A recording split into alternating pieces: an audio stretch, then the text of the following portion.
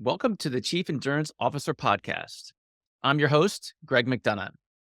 Each week, we hear real time stories from athletes and CEOs on how to maximize performance through an endurance mindset. Let's get started. Well, welcome to the Chief Endurance Officer Podcast. I'm your host, Greg McDonough. I am extremely excited for our guest today. He's a visionary in the field of digital health, human performance. His impressive career includes treating over 10,000 patients, founding a cutting edge clinic, and leading the development of a tech enabled practice. Host of the podcast, Mind of Dave, where he shares his journey of his first distance running event. Please welcome the CEO and founder of Authentic Health, David Heitmann. Welcome, David. Yeah, thank you. Super excited to be here.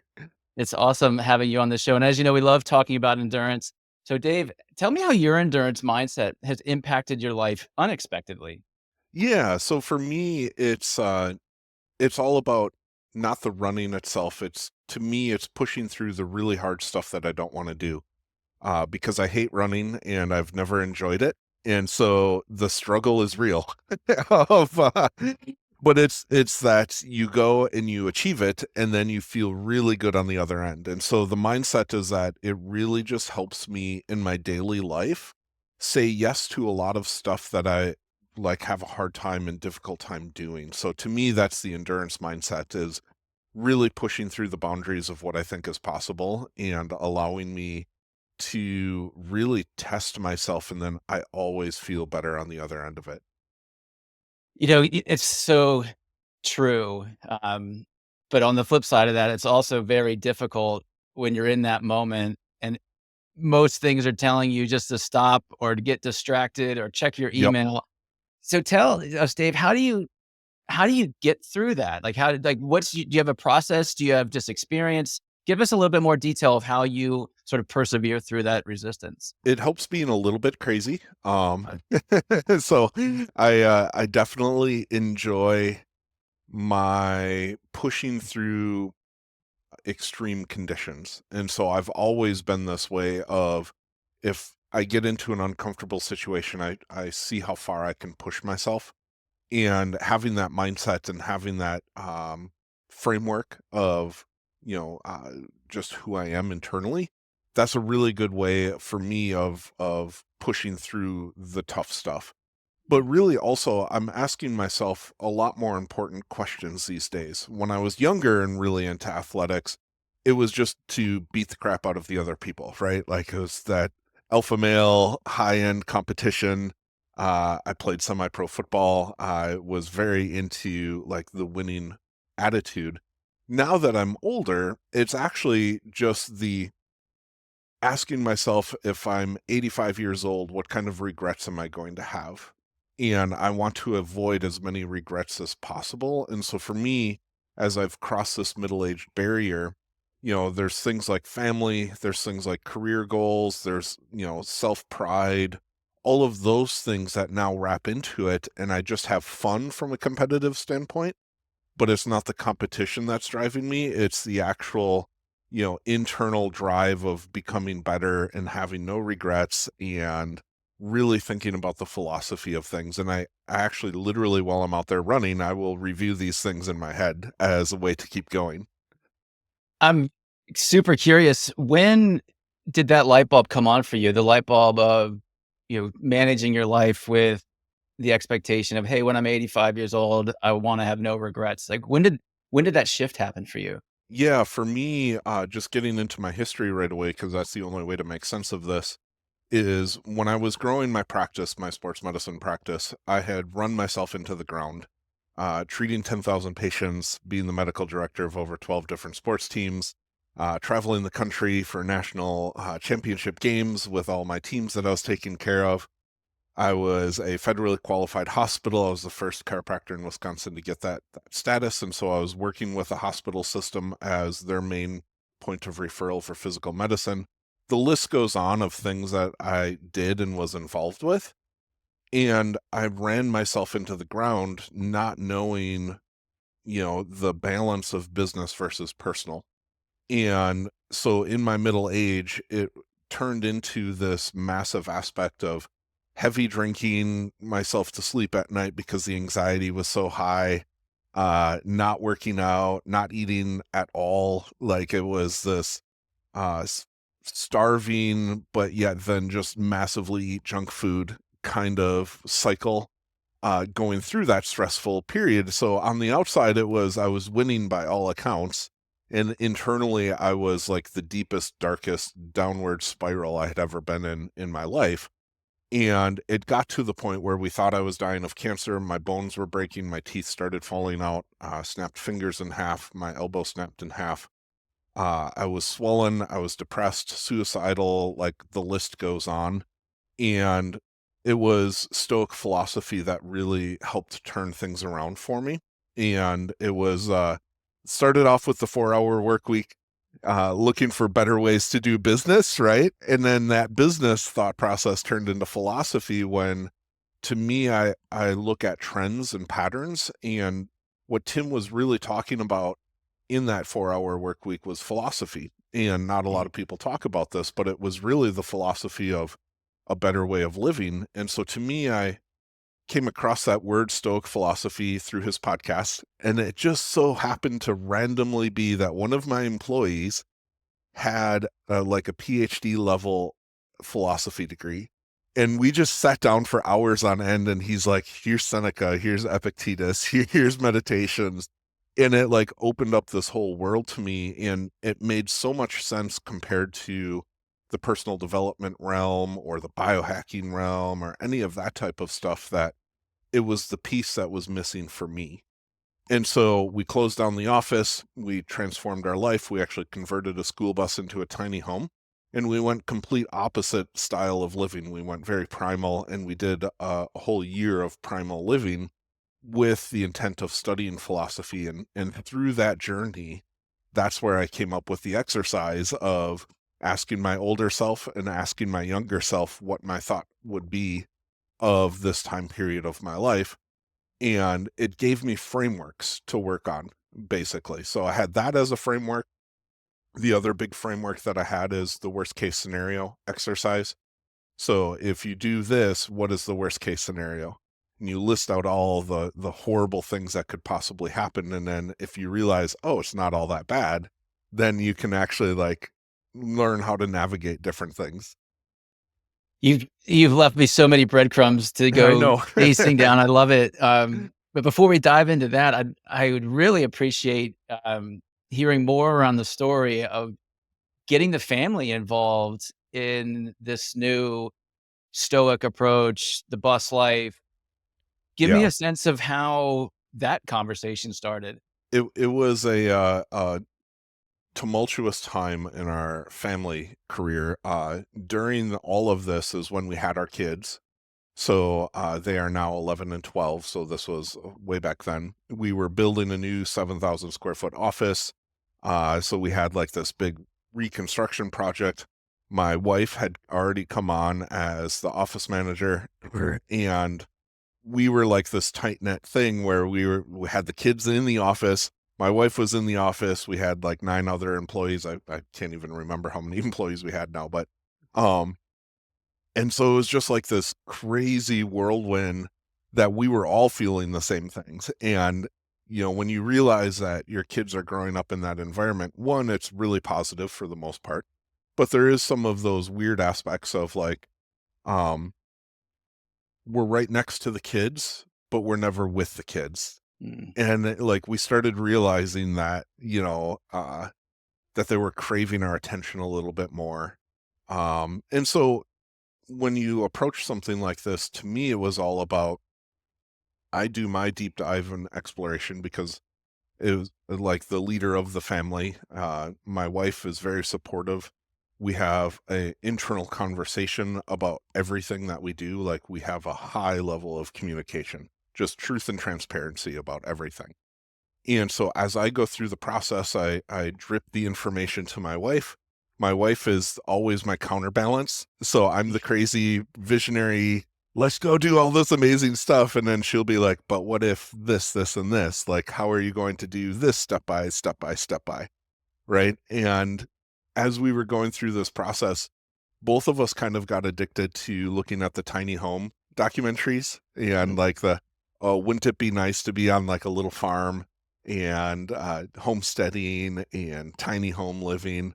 And then that led to like these crazy people who were living in school buses at that time, and it wasn't popular at that time, right? No one was really uh, celebrating people going onto school buses.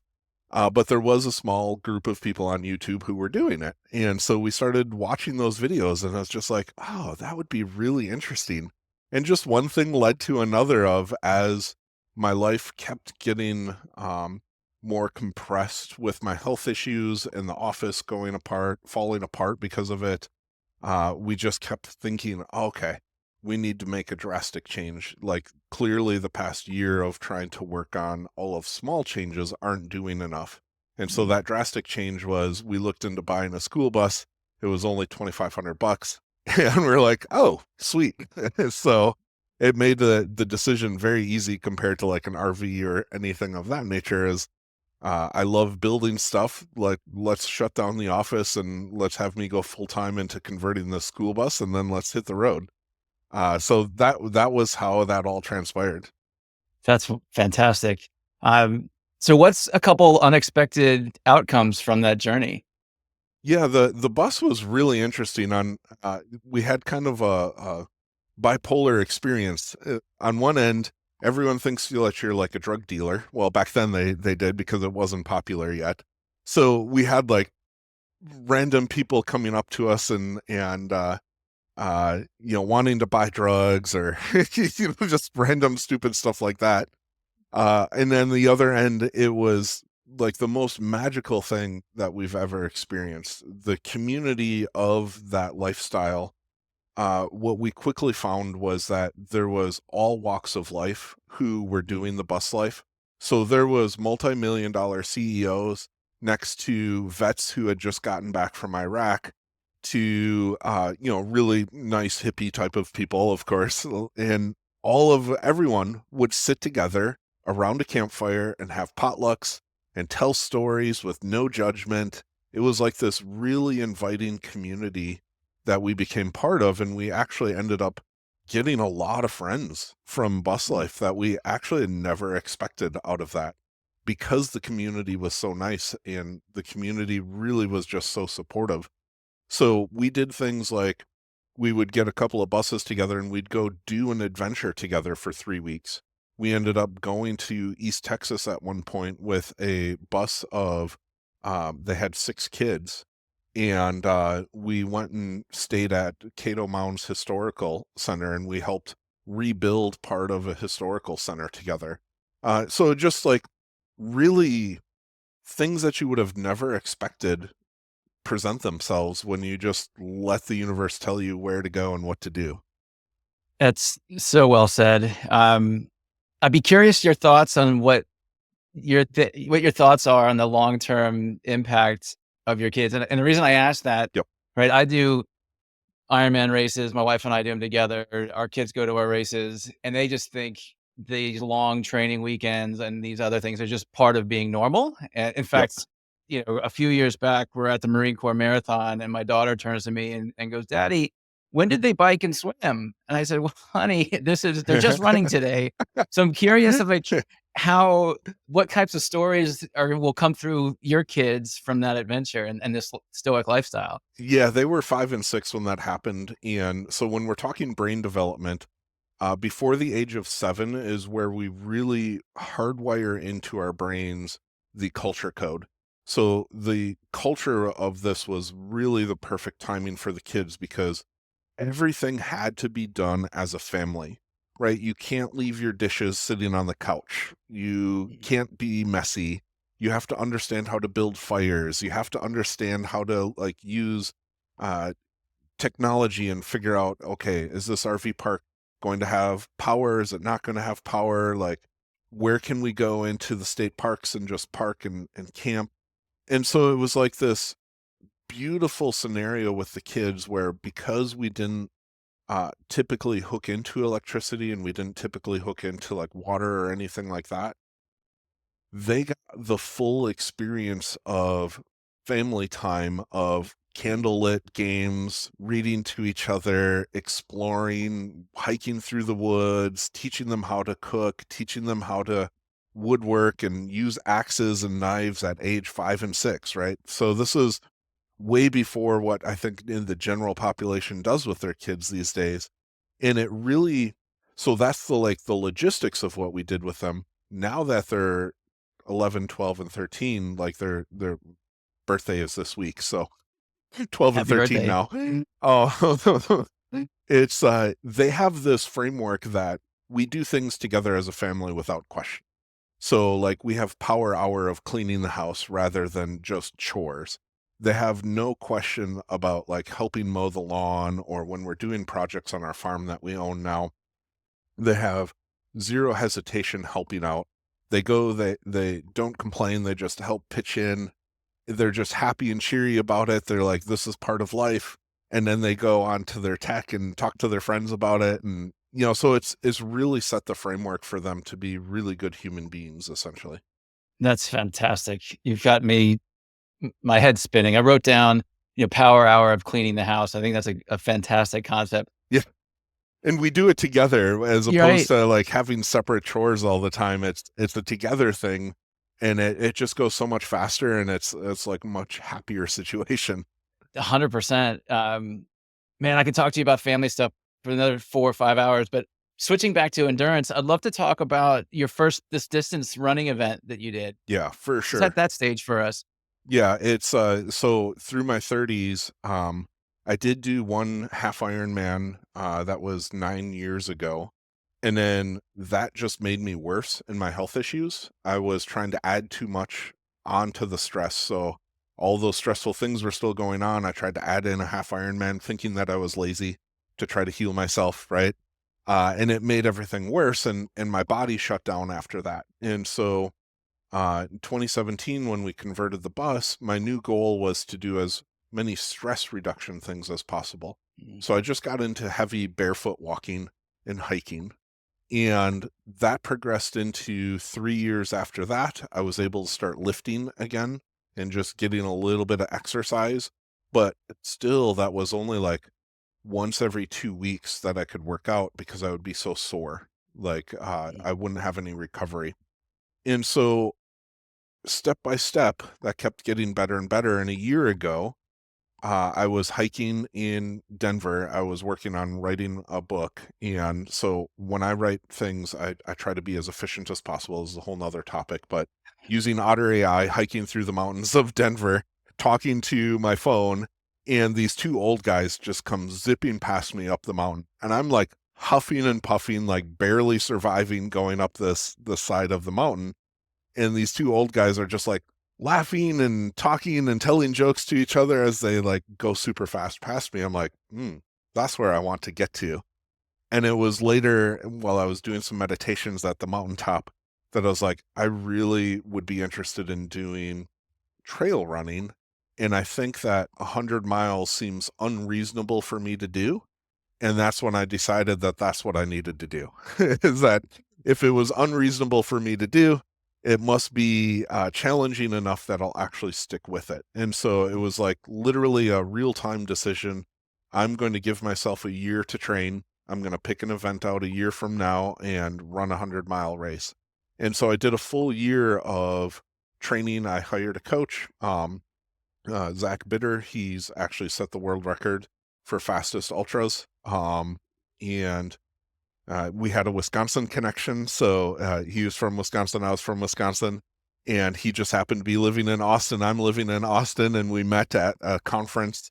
And so we worked together on setting up a training plan for me that was starting off with just walking, progressing into just getting slow jogs. I could barely do 2 to 3 minutes of running when I first Okay. started.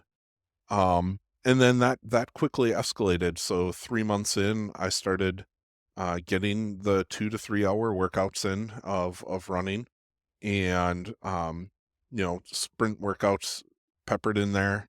Uh, and then it became really tough. Like my body didn't quite know how to handle the food, so I had to make some adjustments on my training, and I started training into my actual 100-mile pace rather than just trying to improve my performance. So I backed down on the pace and worked on going much slower. At the same time, unfortunately, my father-in-law was passing away from cancer, so we had to go back Mm. up to Wisconsin for 2 months, do end-of-life care, all of the packing up the house afterwards, funerals, but I was still able to stay consistent. And this was the beauty of having such a specific goal that I knew was so tough, was that it allowed me to take all of that adversity and still give myself permission to get out and get those runs. They weren't the full runs, but I still got out there and I did the things every single day to improve my health, and it worked really well. And then I would say the other main points is a month and a half out from my race, I had previously tweaked my meniscus doing a deep squat in February, and then a month and a half out from my race in October, my meniscus fully tore in half. And so I had to go into crisis mode of recovery, and this would be a fun conversation, however much you want to get into, but I injected myself with amniotic stem cells and peptides and direct current electricity to do rehab and get the muscles strong, and missed out on all of my peak training, all of my long 5 and 6 hour runs that I was supposed to be doing. I could barely hobble through, but I recovered my knees good enough that I still felt comfortable a couple of weekends ago to go do the 100-mile race. So That's awesome. that's the past year. Wow. It goes back to what we started talking about at the beginning about pushing and just going a little bit further and sort of taking in the suck because Yep. at the end of the day, the feeling is gonna be fantastic. So I'm dying to know from the gun start to the finish line, talk to us about that emotional journey. Like we all go through these emotional journeys during races and performance and et cetera, but at the start line, you still have 100 miles to go Yeah. and you've just suffered through this recovery session I and hadn't this and even been that. able to get a full run in before the start of the race. And so Yeah, 100%, I right? had no idea, but the beauty is that I already felt like I won. So everything that I set out to achieve with this goal, I had already achieved it. And so the race was just such an extra benefit for me. And I can't state that enough of the shift of old me versus new me. The old me would have been deeply disappointed and like almost pissed off that I wouldn't have been able to be competitive at my pace. The new me was already happy and I was smiley and giggly and like, let's just go do this. Let's see how far I can go, kind of thing. And so entering into the race with that mindset Mm, just made the whole atmosphere around me. My family was at ease. They didn't have any anxiety. Obviously, they did because they'd never seen me go out and do something like this. But from the standpoint of like competitiveness or like, is his knees going to be okay? Is he going to push himself until he dies? All of those questions that family ask of us crazy people. They were much less anxiety ridden about that. So race starts and it turns out to be the hottest day in Javelina 100 history in the 22 years that they're doing the race. And of course, you get started. It's this 5-loop race in the desert out in Fountain Hills. And so overall, you've got about a 6,500 foot elevation gain when you do all the loops. So it's like 2,000 or what was it? Yeah, I can't remember the exact per loop what the elevation change is, but you've got some pretty good climbs and it's soft, loose gravel. You're going out there and there's 800 people out there, so it's packed. So the first half of the first loop, everyone's single file line and you're walking behind each other because it's just a thin little mm, path that you're on and people have a hard time passing. And so you're walking at a 15-minute mile pace, which is a pretty good clip for a 100-mile race for someone like me who trained at the 16 to 18-minute miles just so that I could know that I would be slow and steady and do the 30 hours kind of thing. Um, and you get to the first aid station, you're like, okay, this isn't bad. Everyone's cheery, everyone's happy. the temperature was still cool in the morning. And then all of a sudden you're doing a mountain climb to get to the second first aid station, and people are now getting disgruntled, so they start passing you and they like hit you, like they shoulder you into the cactus because there's cactus all around you. And there's the jumping cactus, the um I forgot, Korea or something like that. But it's this cactus that has like static electricity that kind of like jumps onto you if you get close enough to it. It's a really interesting thing. And so these people are bumping into you, and you're like fighting from falling over into the cactus, and you're on loose gravel, and you're on uneven ground because of it. And it was just a really interesting, and then the heat started raising up. And that's when you could see everyone start to struggle already within the first 5 hours, is people really just Mm. started getting overheated. By the time I got to the third first aid station, which was 15, 18 miles out, there was already people dropping out of the race because it had already hit 99 degrees. The humidity was like non-existent, so you couldn't sweat at all. Like I had zero sweat the whole race. And so I started getting heat exhaustion. I started getting the swollen fingers, swollen feet. There was one girl who was peeing blood everywhere, uncontrollably, sitting in the first aid station after only 15 miles. Like that's how hot and quick it got, to like reality setting in, right? and and I have never been in that type of heat before when I was racing. And so I didn't know how to control my electrolytes yet. I was still trying to figure that out on the path. They had said that they were going to have a bunch of stuff at each of the first aid stations. They didn't have the gels that I thought that they were going to have that had Mm. the higher amount of electrolytes in them. And thankfully, I saw that off to the side, they had some electrolyte pills. And this is just a logistical thing. If you ever go to do these things, don't ever rely on the race for their stuff, right? But I was planning on being able to get to first aid station fast enough to have my electrolytes that I needed rather than carrying them with me. And that was my big mistake. So I had already gone too far, and I had gotten too overheated. I basically lost all of the strength in my legs. And even it was probably mile 18, 19, and 20, I started getting heat hallucinations. I was so heat exhausted that I would get a dizzy spin. My heart, I could feel my heart like palpitate and go into arrhythmia. My legs would get weak, and I would start kicking rocks and fumbling, and you're like on top of on the side of a mountain kind of thing. Um, and the hallucination was like suddenly my mind would just get disconnected, and I would look at a cactus and it looked comfortable. Like I seriously just wanted to lay down and cuddle the cactus.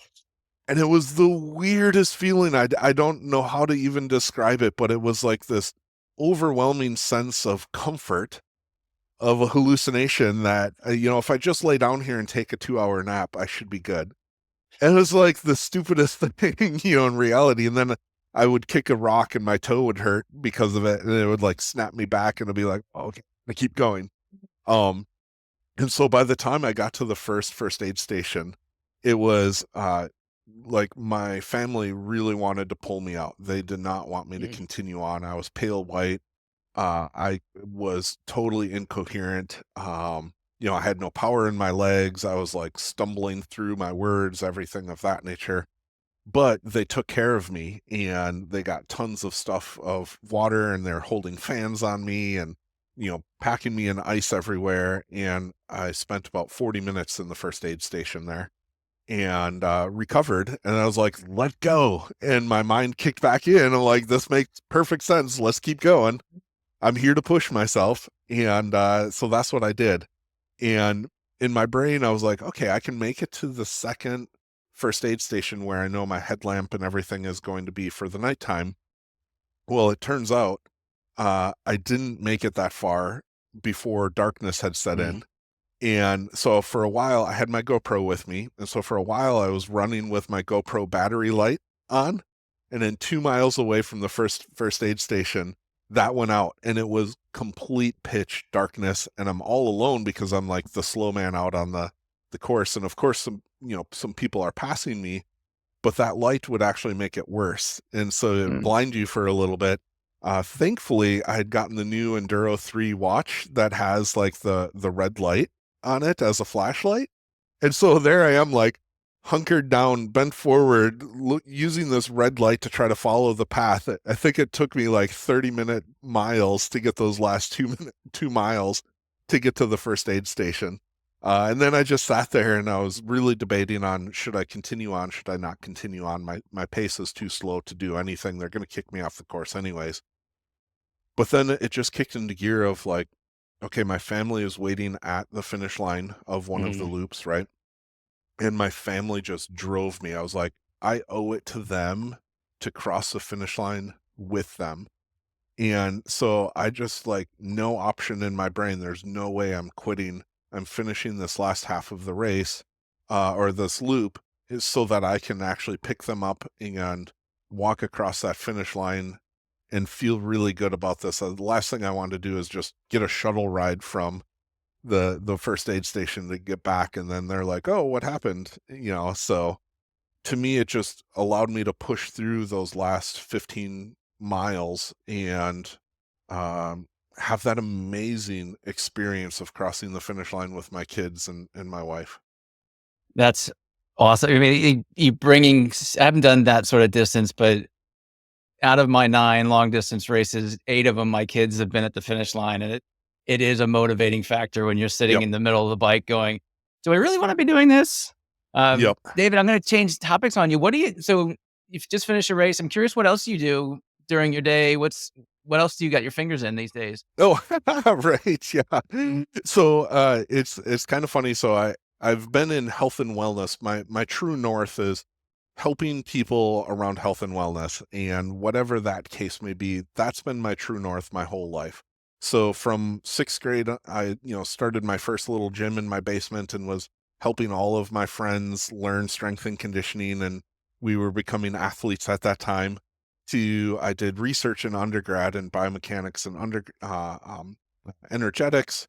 To chiropractic school, I specialized in sports medicine and exercise physiology and all of these other sorts of tools that you would need for, helping people. And then after my sports medicine career of my own clinic, then I got into AI development because I saw the writing on the wall. I'd been training athletes since 2008 using technology, and they were so clunky and so horrible to use. I always wished for something better.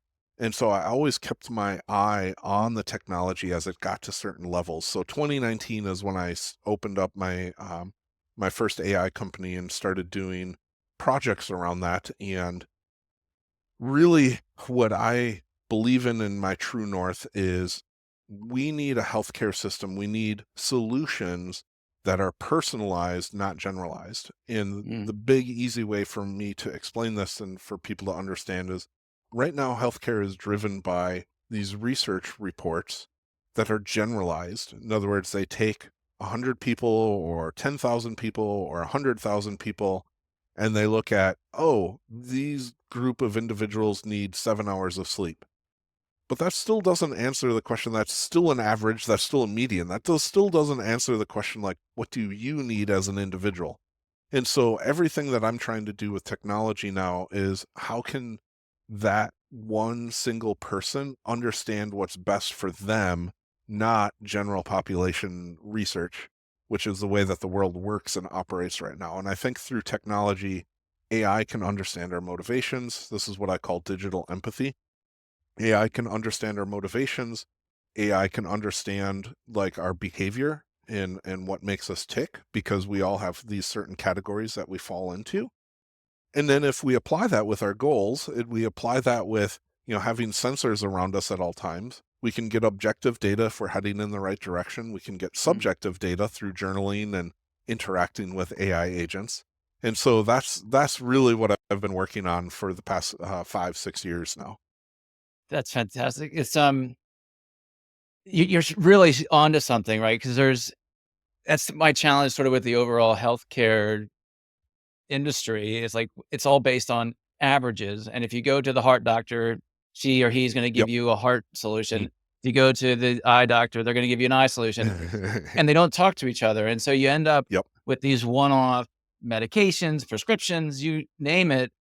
And at the end of the day, yep, there's sort of like not this whole life approach to who I am or who you are.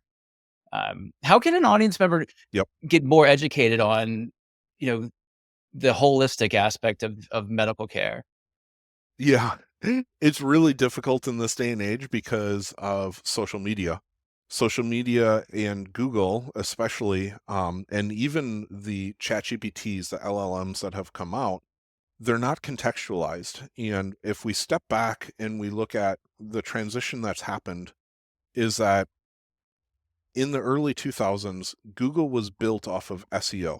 And in order to do SEO, the people who had money paid to make the blogs with the health information. And that is what you found if you went and did a Google search about your cancer or your endurance, like how to do training. It's the people that paid the most for SEO got the information out in the front. And then people viewed that as like the common information, which a lot of times was misinformation. Now we have an amplification of that where we have LLMs that are trained on that data. And so rather than having good Mhm. quality data, we have these big LLM sets of the chat GPTs and things like that that look back at the past 20 years of internet data and they make the wrong assumption that those are the right bits of information. Then, to make matters even worse, you get social media influencers who don't actually know or understand the actual real information behind performance and health and wellness and healthcare and all those sorts of things. And they just amplify the wrong message. They're doing it with the best intentions. It's not like they are bad people or, they're misleading or anything like that. It's just this is where you get all these weird trends that happen in health and wellness where, on one day you get low fat and one day you get high fat and, like the mix of all in between. And this is why really like you have to remove yourself from getting obsessed from a few influencers or your few sources of information. And you have to look at all sides of the story and you have to formulate your perspective. So, a great exercise to do is figure out what motivates you, how you operate, and then find information that you know is going to resonate and work well with you. And that's a difficult task in today's world. Unfortunately, there's no easy way to do it yet. But this is why I'm excited for personal AI agents to come to the forefront of healthcare, is because we're going to start to get rid of a lot of the BS, a lot of the cultural BS that has been amplified these past 20, 30 years. Wow, that's super insightful. Um, David, an audience member wants to get in touch with you. What's the best way to get in touch with you? Yeah, mindofdave.com is I'm not very active on social media. Mindofdave.com is my hub where I have like a catalyst journal. I'm going to be posting my documentary. I have a documentary about the run coming out. Um, I do a few things on YouTube, and that's also where my Mind of Dave podcast is. Wonderful. And we'll include those in our show notes. Um, Dave, it's been awesome having you on the show. I loved how we started talking about Tim Ferriss and the Stoic lifestyle and really getting into bus life. Yep. I was going through your websites last week, getting prepped for this show, and I'm like, bus life, like, we got to dig into that. And Yep. really, I appreciated your commentary around how it impacts your family and your kids and how it becomes a lifestyle. And a lot of that resonated with me. So I'm taking some real value out of our conversation. And then just touching on this topic about AI and the healthcare. And I'm really excited to see where that leads. And as somebody who's trying to take like a holistic approach to my health, thank you for doing the work that you're doing. Yeah, absolutely. Well, thank you for having me on. This is we need to spread the word about I'm not an influencer, I'm an expert. And we've got to get the real information out there. So this is one of the best ways to do it.